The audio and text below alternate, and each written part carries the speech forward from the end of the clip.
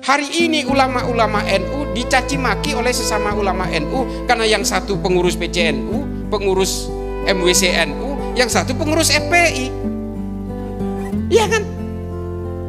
Pengurus FPI, ex-FPI, uang ngeluarin celurit Pak, diputar-putar. Yang ditantang apa? Orang NU juga. Yang mempersekusi rumahnya Bapak Mahfud MD di Pamekasan itu, ya orang-orang NU juga. Ini yang harus kita gambarkan hari ini, dan kita digerus satu persatu, sedikit demi sedikit, supaya kita betul-betul menjauh dari Nahdlatul Ulama. Karena terbukti hanya Nahdlatul Ulama yang mencintai negara ini. Kalau Nahdlatul Ulama itu ambisi ingin menguasai negara ini, oh sejak dulu Pak, gak jauh-jauh. Ketika PKI merajalela, itu yang dipersekusi adalah kiai-kiai dan santri NU. Tapi setelah itu melakukan serangan balik, ya ulama-ulama NU dan santri NU juga. Semuanya pada diem. Dan yang mematahkan teori-teori janji-janji land reform dari PKI itu ya ulama-ulama NU. Makanya NU menang tahun 71. Ini harus kita sadari. Dan NU itu pada zaman Soeharto seperti apa? Ini mohon maaf, ini sejarah nggak bisa dibantah. Yang dipersekusi dan yang betul-betul digencet itu orang NU. Padahal orang NU tidak punya sejarah melawan terhadap negara ini. Tidak pernah menyuarakan kebencian kepada orang yang berbeda. Itu NU. Ini ditulis tuntas oleh Phil Caruso dari Tillman University. Bukan kata saya. Makanya NU itu menjadi penting di negara ini. Kalau NU tumbang, semuanya selesai Pak. Mosak Pancasilanya juga habis semua. Terbakar semua kalau NU sampai tumbang. Karena hanya NU yang bisa menjadi perekat di sini dan yang menjadi tonggak pasak utama dari Pancasila.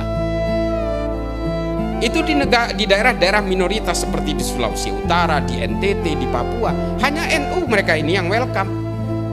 Mereka diterima kalau NU. Kalau bukan NU, oh jangan dulu. Saya mengalami itu karena saya keliling kemana-mana. NU itu adalah garansi untuk pemersatu umat seluruh manusia yang berbeda-beda. Nah, mereka paham ini. Orang-orang pengusung ideologi transnasional ini paham bahwa NU ini menjadi penting. Makanya kita digerogoti satu persatu, dipecah belah satu sama lain. Dan kita nggak pernah dibiarkan hidup tenang-tenang gitu. Sampai presiden kita, Gus Dur misalnya, ini kan entitas mewakili representasi NU, menjadi presiden. Ketika dia diturunkan secara inkonstitusional, ada nggak orang NU yang memberontak ke negara ini? Nggak ada. Apakah datang seperti 212 mengepung Monaslimin menjadi Monaslimin? Apakah kita kemudian membanjiri Monas untuk memprotes penurunan Gus Dur? Nggak ada. Gus Dur mengatakan, bangsa ini harus lebih disayangi daripada saya, dan tidak ada jabatan yang harus dipertahankan mati-matian. Itu loh NU. Nggak ada. Nah, karena NU ini kemudian menjadi penting di dalam negara ini, menjadi perekat dari Muhammadiyah dan berbagai organisasi keagamaan di negara ini, menjadi perekat dari berbagai lintas keimanan di negara ini. Ini kemudian menjadi sasaran utama Pak dari berbagai operasi intelijen dari berbagai pihak. Tolong dipahami, operasi intelijen ini licik Pak, halus.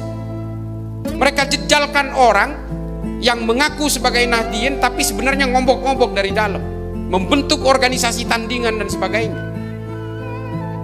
Ini sebagai upaya untuk memecah belah NU.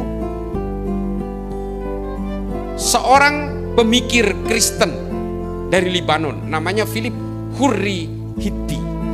Judul bukunya The Story of the Arabs, kisah bangsa Arab.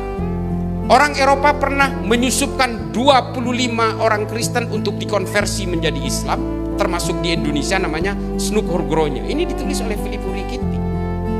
Philip Hurri Hitti, bukan Kitty. Dia menulis hanya untuk mencari kelemahan-kelemahan orang Islam.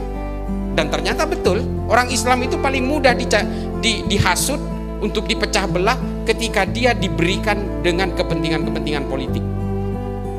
Dan hari ini kepentingan politik itulah yang mencerai-beraikan kita. Persoalan-persoalan politik. Oh, orang NU ini gemarnya itu menghormati para habaib. Dibuatlah sosok habaib. Oh, orang NU ini gemarnya itu menghormati para habaib.